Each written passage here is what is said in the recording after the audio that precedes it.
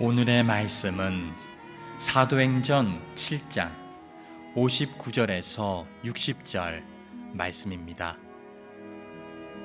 그들이 돌로 스데반을 치니 스데반이 부르짖어 이르되 주 예수여 내 영혼을 받으시옵소서 하고 무릎을 꿇고 크게 불러 이르되 주여 이 죄를 그들에게 돌리지 마옵소서. 이 말을 하고 자니라. 아멘. 지금도 많은 분들은 내가 지금보다 더 멋진 삶을 살기를 꿈꾸는데, 그러기 위해서는 로또 복권의 1등에 당첨이 되는 엄청난 계기 같은 기적적인 사건이 있어야 된다고 생각합니다. 굉장히 큰 사건을 만나야만 내 인생이 변할 수 있다, 이렇게 생각하는데 그것은 잘못된 생각이라는 거죠. 우리가 큰 기적은 아니어도 내 삶의 작은 습관만 좋게 가져도 얼마든지 멋진 인생을 살 수 있다. 그것이 많은 분들이 경험된 이야기입니다. 자, 우리는 그리스도인들입니다. 우리는 세상의 습관도 중요하지만 특별히 영적으로 그리스도인다운 습관을 가져야 되는데, 오늘 사도행전 7장의 스데반을 보면서 우리가 어떤 습관을 가져서 생명력이 있는 그런 인생을 살 것인가. 지난 시간에 사도행전 6장의 말씀을 드렸죠. 6장의 내용을 다시 한번 여러분 정리해 드릴게요. 예루살렘 교회가 이제 예수님 없이 자기들끼리 사도들끼리 목회를 하다가 너무 많은 교인들이 폭발적으로 부흥을 하니까 내분이 좀 일어났습니다. 그래서 그 문제를 해결하기 위해서 사도들은 본연의 자리로 돌아가고 교인들 가운데 7명의 지도자를 뽑아서 소위 재정적인 문제, 또 구제하는 문제, 이런 문제를 교인들이 맡아서 감당하기로 하지요. 그래서 7명의 지도자가 새로 뽑혔습니다. 그 중에 가장 유명한 사람이 스데반인데, 이 스데반은 구제 사역을 도와주라고 뽑혔지만 그 일도 잘할 뿐 아니라 기도와 말씀 전하는 일에, 전도하는 일에도 굉장히 탁월한 능력을 보이며 평신도 가운데 존경받고 인정받는 지도자가 돼 갑니다. 그런데 이런 스데반에게 위기가 찾아오지요. 바로 그를 시기하던 사람들이 이 스데반의 어떤 걸어가는 길을 방해하기 위해서 거짓 증언자를 세우고 예루살렘에 소문을 퍼뜨리고, 그래서 마지막에는 하나님을 모독했다라는 죄목으로 그는 종교 재판에 회부가 됩니다. 이 종교 재판은 원래 이 스데반을 죽이려고 하는 게 목적이었기 때문에 절차, 과정 이런 거 다 생략하고 오로지 그를 죽이기 위해 재판을 몰고 갑니다. 그래서 재판이 진행될수록 스데반은 점점점 자기가 불리해지는 것을 알게 되죠. 이게 지난 시간까지의 설교 내용이었어요. 자, 7장으로 넘어오면 이렇게 재판이 막바지에 다다랐을 때 스데반이 마지막으로 자기가 굉장히 위험에 처하는 상황을 알면서 스스로 변론을 합니다. 그런데 이 변론이 어떤 변론이냐면 설교를 하죠. 그래서 이것을 유명한 공회 설교라고 해요. 그 공회원들, 재판관들 앞에서 했다 해서 공회 설교라고 하는데, 변론을 그냥 나 억울하다 법적으로 그렇게 항의하는 게 아니라 말씀을 가지고 설교를 통해서 자기 자신을 변론하는 내용이 오늘 성경에 등장합니다. 사도행전에 나오는 여러 설교 중에서 가장 분량이 긴 설교가 오늘 7장에 등장하는 그 스데반의 설교예요. 자, 스데반이 설교를 통해서 어떤 변론을 하는지 한번 보도록 하겠습니다. 2절에 보니까 이렇게 소개합니다. 스데반이 이렇게 얘기하는 거예요. 여러 부형들이여 들으소서. 이 부형이라는 말은 굉장히 존칭을 쓰는 거예요. 자기를 죽이려고 하는 재판관들 앞에서도 이렇게 어른들로서 예우하고 그분들을 이렇게 존경한다, 이런 뜻으로 부르는 얘기예요. 그러니까 죄는 미워해도 죄인은 미워하지 않으려고 하는 스데반의 이 태도를 보여주는 거죠. 그러면서 뭐라고 하느냐? 우리 조상 아브라함이 하란에 있기 전 메소포타미아에 있을 때 영광의 하나님이 그에게 보여 이르시되라는 말을 합니다. 자, 무슨 얘기냐면 스데반이 구약의 역사, 인물들을 이 재판관들 앞에서 하나하나 꺼내서 설명을 하기 시작해요. 제일 먼저 스데반이 누구를 거론하느냐? 갑자기 변론을 해야 되는데 구약의 유대인들이 가장 존경하고 좋아하는 인물 가운데 한 사람인 아브라함 얘기부터 꺼내는 거예요. 여러분, 아브라함이 어떤 사람입니까? 아브라함은 이방 땅에 살다가 하나님께서 부르셔서 하나님께서 거하는 그 땅으로 가라라는 말 한마디 듣고 그 땅을 향해 가서 그 땅에서 자손 내 복을 받고 하나님이 쓰는 종이 되는 이야기. 성경에는 7장에 굉장히 장황하게 나오는데 이걸 제가 최대한 요약해 드리는 거예요. 아브라함은 순종해서 복을 받은 사람이었죠. 그 다음에 두 번째로 이 스데반이 요셉 얘기를 꺼내요. 여러분, 요셉은 형제들에게 시기를 당해서 다른 사람도 아닌 자기 형제들에게 미움을 당해서 그가 종으로 다른 나라에 팔려가게 됩니다. 그런데 나중에 여러 가지 어려움을 겪다가 애굽의 국무총리가 되고 자기 고향에 흉년이 들었을 때 그 부모 형제들 70명을 다 애굽으로 이민을 시키잖아요. 그러면서 마지막에 요셉이 뭐라고 고백하느냐? 내가 겪은 모든 일을 그때는 몰랐지만 지나고 보니 다 하나님의 은혜였다 말했던 사람이 요셉이에요. 그리고 나서 곧바로 스데반이 다시 모세 얘기를 꺼냅니다. 모세는 어떤 사람입니까? 나일강에 부모가 키울 수 없으니까 떠내려가던 사람을 하나님께서 도우셔서 극적으로 건짐받아 죽을 수밖에 없는 사람이 산 사람이 모세예요. 결국 하나님의 건지심을 통해서 이스라엘을 구원하는 지도자가 됐지요.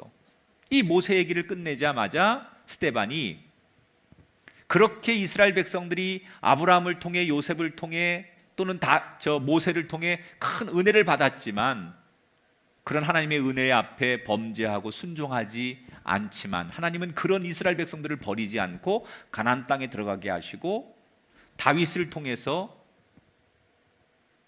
나라를 만드시고 그리고 솔로몬을 통해서 하나님의 은혜로운 성전을 짓게 하지 않았느냐. 이게 지금 구약에 나오는 이스라엘의 역사예요.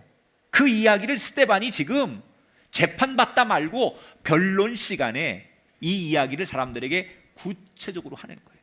재판관들 앞에. 아니, 왜 스데반은 재판을 받다 말고 법적인 공방을 하고 법적인 변론을 해야 되는데 뜬금없이 구약의 이야기를 꺼내서 구약의 인물들을 가지고 사람들에게 설교를 한 걸까? 지금 이 공회원들은 구약의 율법을 굉장히 신봉하는 사람들이에요.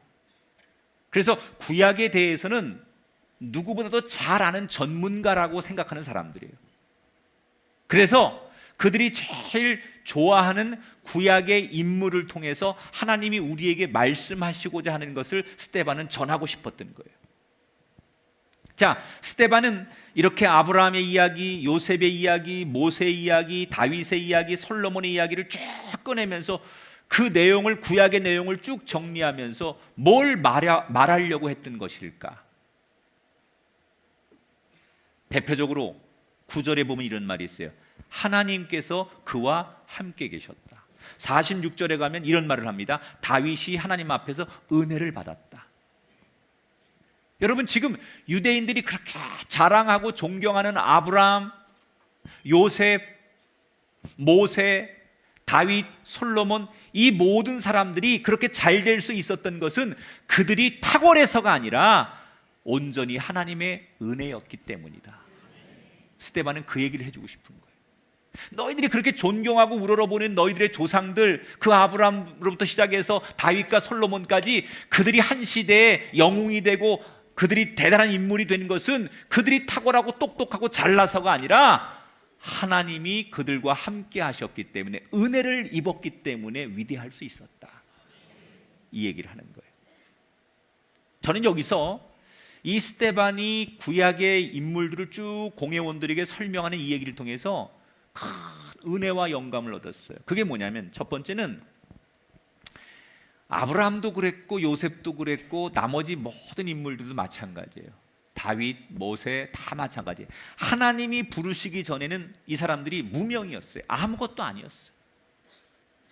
이방 땅에 살고 있었고 그저 가족들에게나 그 주변 몇 사람들에게나 알려진 사람이었지 그들이 세상에 모든 사람들이 알만한 사람들이 아니었어요. 하나님이 부르시기 전에는 잘 먹고 잘 살고 사업은 잘 됐을지 몰라도 그들의 인생은 아무것도 아니었습니다. 그런데 하나님이 그들을 부르시는 순간부터 비로소 아브라함이 아브라함 되고 요셉이 요셉 되고 다윗이 다윗 되더라는 거예요. 이 얘기는 우리에게도 해당되는 얘기 아니겠습니까? 우리가 진정으로 나됨은 뭐냐? 하나님의 부르심 앞에 쓰임 받을 때, 하나님이 나를 불러주실 때 비로소 내가 되는 거예요. 하나님이 나를 부르기 전까지는 아무리 세상에서 돈을 벌고 내가 이름을 떨치고 사람들 앞에 인기를 얻어도 진정한 내가 아니에요. 하나님 앞에 부르심을 받는 그 순간, 하늘의 하나님이 나를 인정하는 그 순간 비로소 나는 나 되는 거예요. 두 번째, 이 구약에 지금 스데반이 설명하는 인물들의 공통점은 사람을 왕으로 섬기지 않고 하나님을 왕으로 섬겼던 사람들이에요. 여러분, 내가 어느 왕을 섬기느냐에 따라서 자기 지위가 달라지는 거예요. 아프리카의 작은 부족의 그곳에 살면서 그 부족의 추장을 왕으로 섬기는 사람하고 거대한 미국 땅에서 사는 사람이 자기 왕을 섬기는 사람하고 다른 겁니다. 지위가 달라요. 신분이 달라요.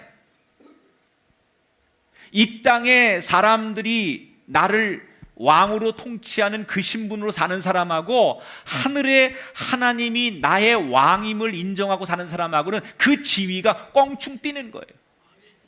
여러분, 저와 여러분의 인생의 주인은 하나님이십니다. 우리의 왕은 하나님이십니다. 우리의 통치자는 하나님이십니다. 그때 비로소 우리의 지위가 뛰는 거예요. 이 땅에서 사람들이 다스리는 왕 앞에 군림하는, 왕이 군림하는 그런 백성이 아니라 우리는 하나님의 자녀가 되고 하나님이 나의 왕 되실 때 우리의 신분과 우리의 지위가 달라지는 거예요. 또 하나 중요한 것은 이 스데반이 설교했던 이 인물들의 공통점 중에 하나가 뭐냐면 이들이 이방 땅에 있든 가나안 땅에 있든 애굽에 있든 광야에 있든 어디에 있든 이스라엘 백성이 있는 곳이라면 하나님은 어디든 함께 하셔서 그들을 구원해 주셨어요. 할렐루야.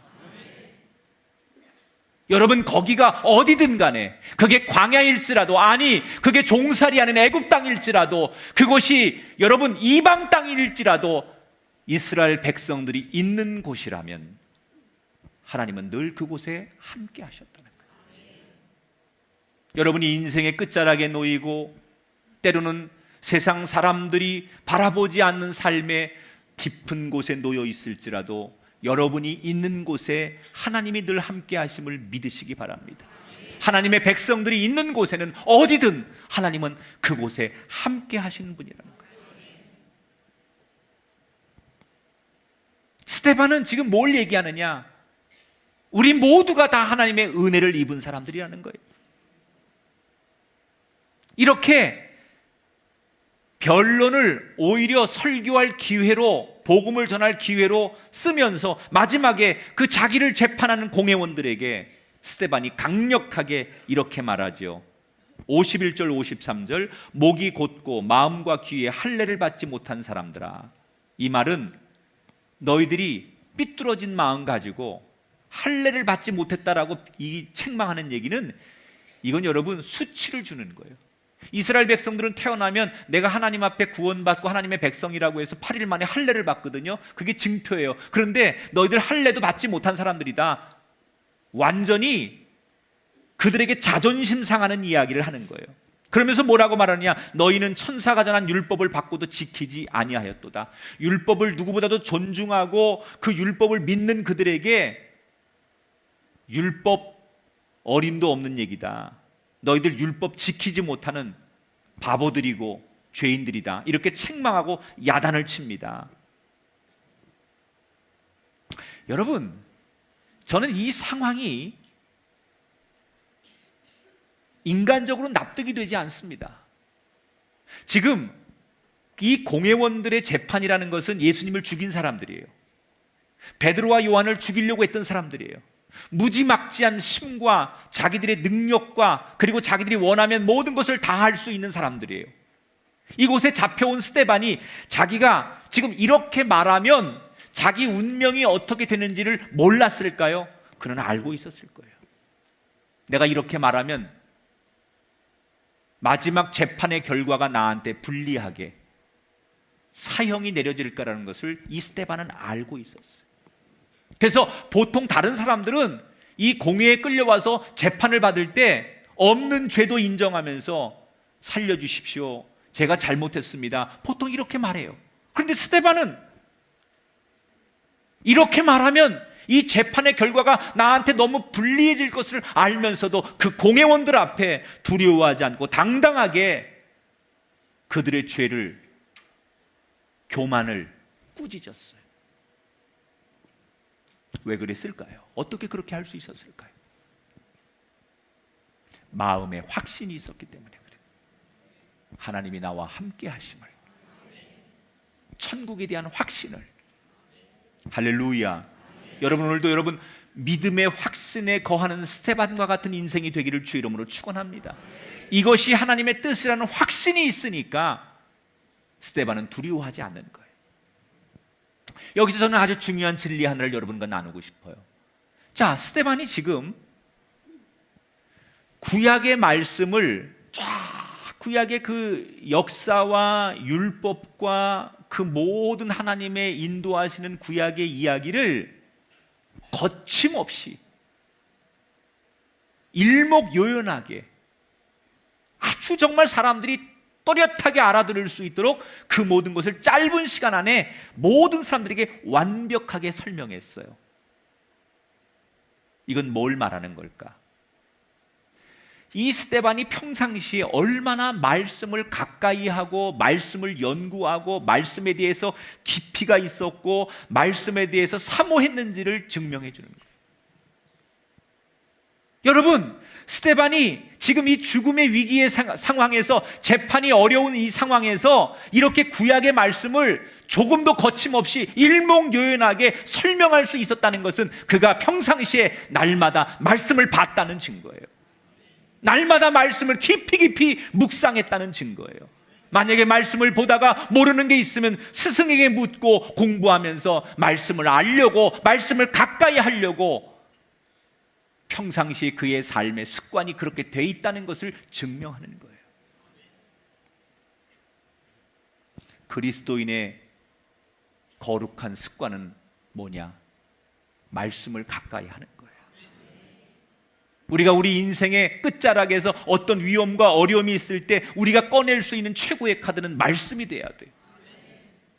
세상에서는 지식이 되고 세상에선 철학이 될지 몰라요. 그러나 그리스도인에게 최고의 무기는 언제나 말씀이어야 돼요. 여러분, 우리가 세상에서는 공부를 좀 덜 할 수도 있습니다. 좋은 학위를 못 가질 수 있습니다. 그러나 그리스도인의 귀한 사명은, 그리스도인의 삶은 공부를 못하고 더 좋은 학교를 못 나올지라도 말씀만큼은 전문가가 돼야 돼요. 우리 삶의 위기와 죽음과 어려움과 실패와 고난이 올 때 그 모든 어려움을 이길 수 있는 것은 세상의 지식이 아니라 하나님의 말씀이 돼야 된다는 거예요. 나는 여러분이 늘 말씀의 전문가가 되기를 축복합니다. 그래서 여러분이 인생의 가장 힘든 순간에, 스데반처럼 가장 어려운 순간에 말씀의 지혜와 말씀의 능력과 말씀의 인도하심이 여러분의 삶을 이끌게 되기를 주의 이름으로 축원합니다. 그래서 늘 우리는 큐티하자는 거예요. 늘 아침 저녁으로 말씀으로 양육받자는 거예요. 제가 요즘 우리 목사님들하고 아침 저녁으로 매일같이 요즘 강조하는 얘기가 뭐냐? 우리 목사님들이 내 부탁하죠. 목사님, 신방 좀 줄이시고 교인들 말씀 양육 많이 해주세요. 교인들이 원하면 새벽에도 말씀 가르치는 양육 프로그램 만드시고, 저녁반도 만드시고, 신방들 좀 줄이고 쫓아다니지 말고 교인들을 모아서 말씀 가르쳐 주세요. 10년이 지나도 20년이 지나도 하나님의 말씀을 받지 못하고, 하나님 말씀이 무슨 얘기인지 모르고, 하나님이 말씀하시는데 그 말씀을 알아듣지 못하는 교인들에게 말씀을 가르치지 않으면, 말씀을 모르면, 말씀에 대한 사모함이 없으면 아무리 오랜 세월 동안 신앙생활해도 그 신앙은 어린아이의 신앙입니다. 새 가족이 오면 교회 소개하는 것 좀 덜 하더라도 말씀을 가르쳐 주십시오. 원하면 우리 모든 목회자가 교인들 원하면 붙들고 말씀 가르쳐주고 말씀으로 양육하고 훈련하는 일을 더 많이 해주십시오라고 내가 계속 부탁해. 그래서 아마 목사님들이 꼭 필요한 신방 말고는 이제 아마 곧 그런 많은 공고가 될 텐데, 말씀 가르치는 일, 적어도 일주일에 며칠씩 목사님들이 사람들을 불러서 말씀을 체계적으로 가르치고 잘 커리큘럼을 짜서 단계별로 사람들이 말씀에 눈이 뜨일 수 있도록, 이 말씀을 가까이 하고 말씀이 정말 꿀송이보다도 달구나라는 것을 느낄 수 있도록 그렇게 만들어 달라고 계속 제가 주문해요. 나는 우리 교인들이 말씀의 전문가가 되시기를 축복합니다. 그러려면 늘 습관이 있어야 돼요. 아무 때나 말씀이, 어디서든지 말씀이 내 손에 붙들리고 내 눈에 보이도록 그런 습관을 가져야 돼요. 자, 이렇게 스데반은 자신을 죽이려는 공회원들 앞에서 차분하면서도 당당하지만 마지막 변론을 마치게 됩니다. 이때 거침없는 스데반의 설교를 들은 이 재판관 공회원들은 그들의 마음이 어땠느냐, 54절에 보니까 이렇게 소개합니다. 그들이 이 말을 듣고 마음에 찔려 그를 향하여 이를 갈았다 그랬어요. 여러분, 이런 겁니다. 제가 목사인데요, 같은 목사들의 설교를 어느 날 듣게 돼요. 그런데 우리끼리는 소위 저 사람 고수인데 이런 게 느껴지는 사람이 있어요. 어떻게 이 본문을 가지고 저런 설교를 할까? 어떻게 이 본문을 저렇게 탁월하게 해석할까? 내가 들어도 감동이 되고 감탄이 되는 목사들이 있어요. 그러면 마치 무림의 고수처럼, 저분은 도대체 이 성경을 어떻게 묵상했고 무슨 책으로 공부를 했길래 저런 말씀을 해석해낼까? 이런 게 딱 느껴지는 그 고수들을 만날 때 있어요. 긴장감이 있죠. 여러분도 그렇죠? 건축을 하든 요리를 하든 아니면 뭐 컴퓨터를 만지든 디자인을 하든 그 분야의 고수들이 있어요. 똑같은 일을 해도 그 사람이 굉장히 탁월하고 보통이 아니구나라는 것을 딱 느끼는 사람들이 있다는 거예요. 스데반이 바로 그런 사람이에요. 딱 들어보니까 자기들보다도 구약을 더 잘 알아, 역사를 더 잘 알아. 어떻게 이렇게 그 장황한 역사를, 그 긴 역사를 어떻게 그렇게 많이 공부해서 자기들에게 거침없이 설명하고 누가 들어도 공감이 될 수 있도록 어떻게 저렇게 하나님의 사람들에 대한 이야기를 짧은 시간 안에 잘 설명할 수 있었을까? 들으면서 감동은 되고 놀랍다는 생각은 드는데 체면 때문에 인정을 못하는 거예요. 왜? 여러분, 이 공회원들은 누구보다도 구약 성경을 많이 공부했던 율법 전문가들 아닙니까? 구약에 대해서는 누구도 따라올 사람이 없다고 자부했던 사람들입니다. 그런데 자기들보다 구약을 더 잘 아는, 정말 정리를 너무 아주 요점만 딱딱 해가지고 정리를 탁탁 던져주는데 자기들이 봐도 탁월한 거예요. 저는 요즘 목사들이 더 많이 공부해야 된다고 생각하는 게, 평신도들 가운데 정말로 목사들 이상 갈 만큼 신학과 말씀의 깊이와 그리고 정말 체계적인 그런 걸 가지고 설교를 하거나 또는 이렇게 헌신하는 분들을 가끔 만납니다. 신학을 공부한 것도 아닌데 평신도 가운데, 장로님 가운데 정말 말씀이 깊이가 있고 아주 탁월한 분들을 만나요. 어떤 분들은 신학도 안 한 사람들이 말이야 설교하면 안 된다든지 신학도 안 한 사람들이 어떻게 성경을 가르치냐고 얘기하지만 전 그렇지 않아요. 하나님이 쓰시는 거니까 그분들의 우리 목회자들이 신학을 공부한 사람들이 보지 못하는 순수함과 감동과 감성을 통해서 하나님이 쓰시면 그것도 멋진 일이라고 생각해요. 저는 그런 분들의 강의도 때때로 잘 보고 많이 배우려고 합니다. 그런데 지금 이 공회원들이 그게 안 되는 거예요. 자기들은 율법 전문가예요. 지금으로 말하면 목회자예요. 신학자예요. 그런데 일반 평신도가 자기들보다도 신학을 더 잘 알고 성경에 대해서 더 잘 아니까 그 논리 정연함에 의의를 제기할 수는 없지만 기분이 나쁜 거예요. 도저히 성경으로는 이길 수 없다는 것을 알게 됐어요. 그래서 그냥 우격다짐으로 몰고 가는 거죠. 지가 뭔데 신학도 공부하지 않고 율법도 공부하지 않은 지가 어떻게 감히 우리 앞에서 율법을 얘기하고 구약을 얘기할 수 있어? 이건 우리를 모독하는 거야. 우리 재판관을 모독하는 거고 하나님을 모독하는 거야. 이렇게 자기들끼리 논리를 만들어서 스데반을 신성 모독죄로 죽이는 거예요.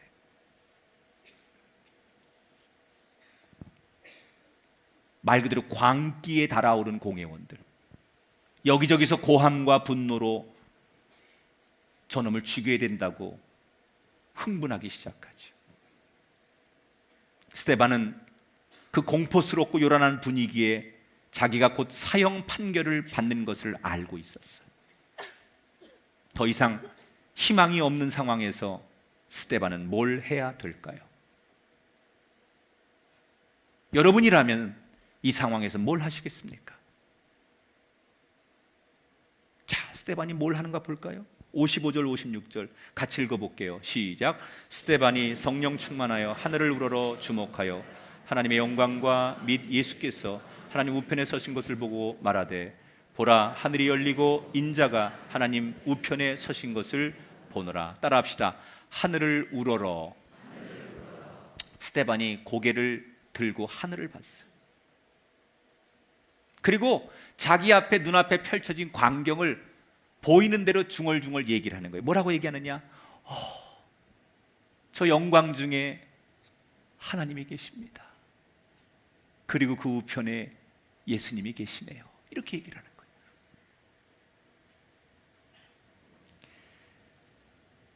여러분, 사람이 뭘 보느냐가 얼마나 중요한지 몰라요. 지금 스데반이 처한 상황은 가장 여러분 두려운 순간이에요. 인생이 죽음이라고 하는 것 앞에서 가장 여러분 두려운 거 아닙니까? 그런데 지금 자기가 죽을 수 있는 가장 끝자락에 선 이 스데반이 이 상황에서 어떻게 초연하게 천국을 바라보고 하늘을 바라볼 수 있었을까?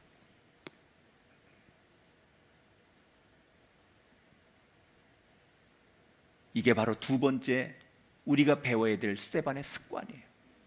그렇게 위기의 순간에, 그렇게 극박한 순간에도 그가 그 세상 사람을 바라보지 않고 사람들을 바라보지 않고 하늘을 우러러 봤다는 얘기는 뭐냐? 여러분, 땅을 본다는 건 자기를 본다는 얘기고 하늘을 본다는 건 하나님을 본다는 얘기예요. 우리가 땅을 보고 산다는 건 자기를 믿고 사는 거고요, 하늘을 보고 산다는 것은 하나님을 믿고 산다는 거예요. 그런데 그 위기의 순간에 그가 하늘을 보고 천국을 바라봤다는 것은 평소에 늘 그렇게 살려고 습관이 돼 있었다는 거예요. 스데반은 기쁠 때도 하늘을 보며 하나님께 감사했어요. 아니, 슬프고 아플 때도 하나님을 보며 위로받았어요. 스데반이 그 순간 하늘을 보며 하나님의 그 아름다운 모습과 예수님 우편에 서신 그 모습을 환상 중에 볼 수 있었던 것은 평상시에도 그가 세상을 바라보지 않고 하늘을 보는 습관을 가졌기 때문에 가장 무섭고 두려운 순간에도 그는 하늘을 볼 수 있었다는 거예요. 그리스도인의 가장 좋은 습관은 뭐냐? 늘 천국을 보는 거예요. 이 습관이 돼야 돼.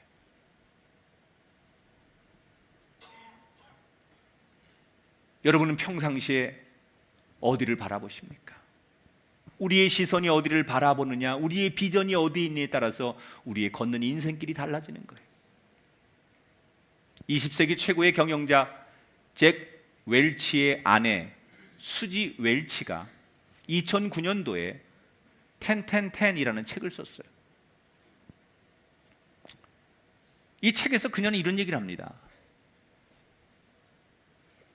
우리가 중요한 결정을 앞두고 선택의 기로에 섰을 때 만약에 그런 상황이라면 10분 후, 10개월 후, 10년 후의 결과를 생각하고 결정해라. 사람들은 흔히 뭔가를 결정할 때 급급하니까 지금 내 앞에 당장의 이 결과만 바라보고 결정을 하는데, 그러지 말고 항상 신중하게 결정해야 되는 문제일수록 미래를 보고 선택하면 후회하지 않게 된다는 거예요. 여러분, 우리 성도들이 멋진 인생을 살기 위해서 어디를 봐야 되겠습니까? 그곳은 우리가 언젠가 가야 할 곳, 주님이 계신 곳, 천국임을 믿습니다. 우리가 인생 살면서 가장 힘들고 가장 어려울 때, 이성을 잡을 수 없는 그때에도 눈을 들어 천국을 바라보는 그런 인생, 그런 습관을 갖는 우리가 되기를 축복합니다. 사실 우리가 교회에서 천국에 대한 이야기를 제일 많이 해야 되고요, 교회는 천국에 대한 찬송을 제일 많이 불러야 되고요, 우린 천국 얘기 제일 많이 해야 되는데, 어찌하다 보니 우리가 이 천국의 얘기보다는 이 땅의 얘기, 현실의 얘기를 너무 많이 하는데, 제가 중고등학교 때 많이 불렀던 그 찬송 가운데 순례자의 노래라는 찬송이 있었어요. 저 멀리 배는 나의 시온서, 오 거룩한 곳 아버지 집, 내 사모하는 집에 가고자 한 밤을 세웠네. 저 망망한 바다 위에 이 몸이 상할지라도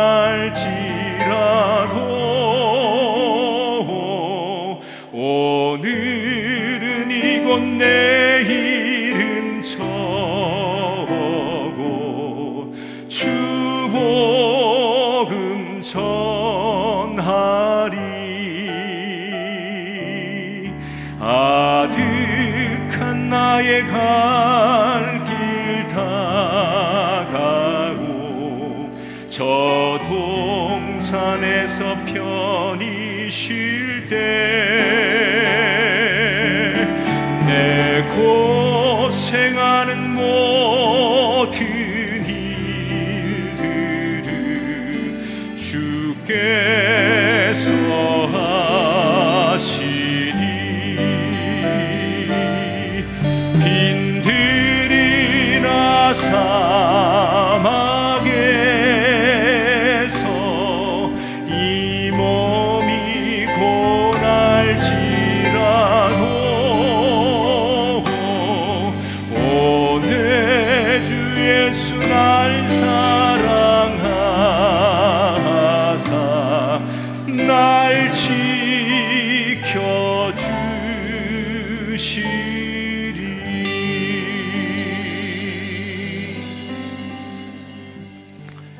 여러분, 우리에게 이 땅을 살아가고 난 뒤에 마지막 거할 그곳에 대한 소망, 늘 그곳을 어색하게 바라보는 사람이 아니라 일상 속에서 천국을 제일 많이 바라보는 습관을 갖는 성도들 되기를 주의 이름으로 축원합니다. 이렇게 스데반은 눈을 들어 하늘을 바라봤습니다. 그리고 천국을 증언합니다. 이때 재판관들이었던 공회원들은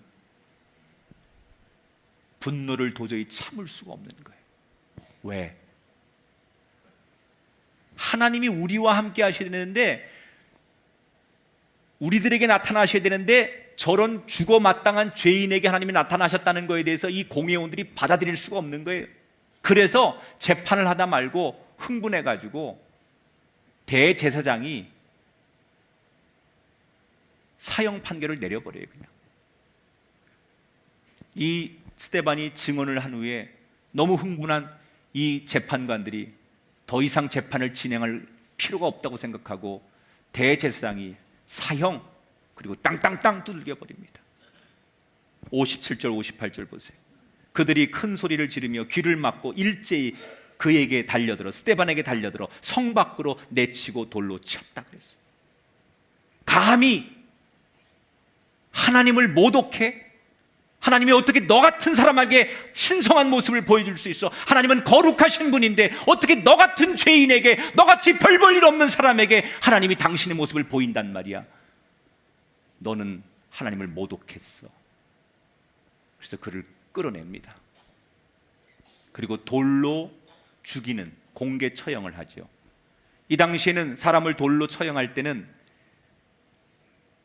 이 구덩이나 낭떠러기 같은 곳에 사람을 일단 옷을 벗겨서 떨어뜨립니다. 그리고 온 회중이 돌을 들어서 그 위에서 돌을 던지는 거예요. 그러면 그게 무덤이 돼가지고 그 돌이 쌓여가지고 그 돌에 완전히 갇혀서 죽는 처형 방법이 돌로 쳐 죽이는 거예요. 스데반은 밖으로 끌려나와 옷이 벗겨져 수치를 당합니다. 그리고 사람들은 분노해 돌을 던지기 시작하죠. 온몸이 멍들기 시작합니다. 피가 흐르기 시작합니다. 머리가 깨지고 두개골이 깨지면서 의식을 서서히 잃기 시작합니다. 스데반은 그렇게 불법적인 재판과 무자비한 처형 속에 죽어갑니다. 의식을 서서히 잃어가면서 여러분이 스데반이라면 그 마지막에 무슨 말을 남기시겠습니까? 아마도 어떤 분들은 자기를 이렇게 불법적으로 처형하는 재판관들을 향해 욕설을 퍼부며 하나님의 너희들을 용서하지 않을 거다, 이 독사의 자식들아, 이렇게 분노를 퍼붓는 게 정상 아니겠습니까? 억울하고 분통하다고 하나님 왜 나를 이렇게 비참하게 죽게 내버려 두시냐고 따지는 게 당연한 것 아니겠습니까? 그런데 스데반은 죽어가면서 이렇게 기도합니다. 59절 60절에 보니 부르짖어 이르되 주 예수여 내 영혼을 받으시옵소서 하고 무릎을 꿇고 크게 불러 이르되 주여 이 죄를 그들에게 돌리지 마옵소서. 이 말을 하고 자니라. 스데반은 사람에게 원망하는 대신 하나님 앞에 기도합니다. 그리고 자신을 맡깁니다. 내 영혼을 받아 주옵소서. 그리고 마지막으로 예수님처럼 저들의 죄를 용서해 달라고 기도합니다. 여러분은 이게 가능하십니까? 그 순간 누군가에게 증오와 원망을 해야 되는 상황에서 그 원망 대신 기도를 했다는 이것이 여러분은 받아들여지십니까? 어떻게 이게 가능할 수 있었을까? 그것은 그의 평소의 습관이 그렇게 그를 만든 겁니다. 그는 오늘 이 날이 있기 전에도 평소에도 원망하고 분노하고 억울한 일이 있을 때 원망하고 불평하고 부정하기보다는 늘 그럴 때마다 기도하고 살았던 평상시의 습관이 이 위기의 순간에도 그를 그렇게 만들 수 있었다는 거예요. 오늘 성경에 아주 중요한 얘기를 합니다. 원망보다 기도를 하며 죽는 스데반을 뭐라고 표현합니까? 죽었다라고 말하지 않고 잔다라고 표현했습니다. 세상 사람들은 스데반을 죽었다라고 표현하죠. 그런데 성경은 뭐라고 표현합니까? 그를 죽었다라고 말하지 않고 잔다라고 말했어요. 부활을 예고하는 거예요. 그리스도인의 죽음은 끝나는 게 아니에요. 주님 다시 오셔서 우리를 흔들어 깨우면 신령한 몸으로 다시 일어나는 것, 부활, 이것이 그리스도인에게 주어지는 은총임을 믿습니다.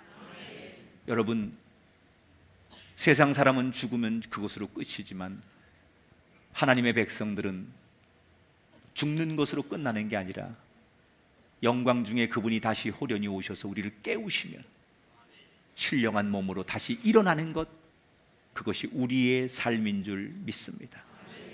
여러분은 이 땅에 사는 동안 어떻게든 이기겠습니까? 아니면 하나님 품에서 영원히 이기는 편을 선택하시겠습니까?